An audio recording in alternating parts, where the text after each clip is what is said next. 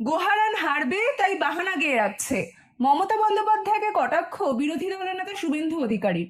BJP দলনেতা শুভেন্দু অধিকারী নির্বাচনী জনসভায় মাননীয় মুখ্যমন্ত্রী মমতা বন্দ্যোপাধ্যায়কে কটাক্ষ করেন।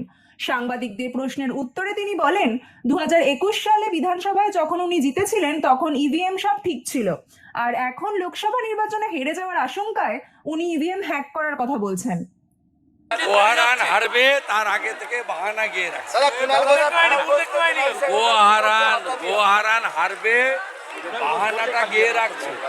উনি যখন 21-এ জিতেন তখন ইভিএম সাফ সুতরা, আর এখন যখন হারা নিশ্চিত হয়ে গেছে তখন ইভিএম এ আশঙ্কা প্রকাশ করে। বড় কথা, ওনা তো পুলিশ ছাড়া উনি শূন্য। উনি ফেস টাইমে কোন কোন পুলিশ অফিসারের সঙ্গে সারাদিনে কথা বলেন সব আমাদের কাছে তথ্য। উনি ওসব বড় বড় কথা বলছেন। রাজীব কুমার চালাচ্ছে না, বিনীত গোয়েল কি করছে লোক জানে না, এসপিরা কি করছে লোক জানে না। বীণাপানি দেবী মাতৃতুল্য এবং প্রাতঃস্মরণীয় ব্যক্তিত্ব। মমতা ব্যানার্জির কোনো অধিকার নেই তাকে চিনিয়েছে। তার পরিচয় হরিচাঁদ ঠাকুর, গুরুচাঁদ ঠাকুরের বাড়ির একজন বলিষ্ঠ সদস্য। মিথ্যা কথা বলেছে, ঠাকুরনগরে নাকি বিশ্ববিদ্যালয় করে দিয়েছে। অত্যন্ত আপত্তিকর। আমি এক্স হ্যান্ডেলে দিয়েছি, এটা সমগ্র মতুয়া সমাজের অপমান। কুণালের মুখে শুভেন্দুর পারফরমেন্স সার্টিফিকেট নিয়ে প্রতিক্রিয়া দিতে গিয়ে শুভেন্দু অধিকারী জানালেন, কুণাল ঘোষ সম্পর্কে তার মানসিক অবস্থান পরিবর্তন হয়েছে এমনটা মনে করার কোনো কারণ নেই। তবে তাকে এবং তার পরিবারকে কুণাল ঘোষ যে আক্রমণ করেছেন, সেই আক্রমণ উনি কি ব্যক্তিগতভাবে করেছেন নাকি মমতা বন্দ্যোপাধ্যায় লিখে দেওয়া স্ক্রিপ্ট পাঠ করে করেছেন, সেটা আগে স্পষ্ট করতে হবে ওনাকে।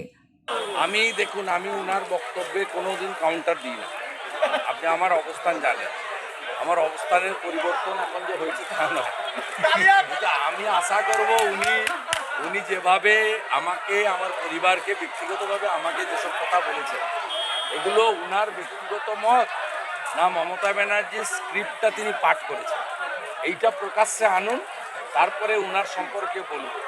আর আজকে এমন একটা দিনে তৃণমূলের বিদায়ী মুখপাত্র কথাটা বলেছেন, আজকের দিনেই 2রা মে তৃণমূলের মালিক মমতা ব্যানার্জি আমার কাছে 1956 ভোটে হেরে কম্পার্টমেন্টাল মুখ্যমন্ত্রী হয়েছে।